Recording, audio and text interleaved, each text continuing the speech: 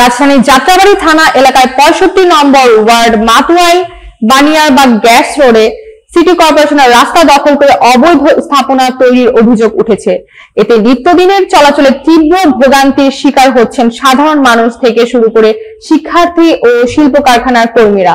Staff reporter Kamrul Hasan পলাশ জানান, সরেজমিনে দেখা যায় এই এলাকায় রয়েছে একাধিক প্রিন্টিং প্রেস সহ বিভিন্ন শিল্প কারখানা। এসব কারখানার মালামাল পরিবহনে বড় বড় ট্রাক ও কভার্ড ভ্যান প্রতিনিয়ত এই রাস্তাটি ব্যবহার করে।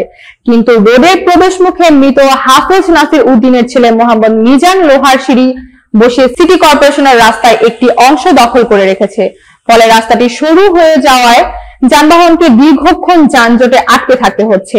এলাকাবাসীর দাবি, একজন ব্যক্তি কিভাবে সরকারি রাস্তার উপর স্থাপনা তৈরি করে বছরের পর বছর দখল করে রাখতে পারেন, সেটি বোধগম্য নয়। তারা জানান, প্রতিদিনই স্কুল কলেজের শিক্ষার্থী, সাধারণ মানুষ, এমনকি শিল্প কারখানার ট্রাকগুলো রাস্তায় আটকে থেকে ভোগান্তির শিকার হচ্ছে। এলাকাবাসী সিটি কর্পোরেশনের প্রধান নির্বাহী কর্মকর্তা ও প্রশাসকের কাছে রাস্তা দখল মুক্ত করে মানুষের চলাচল স্বাভাবিক করার দাবি জানান।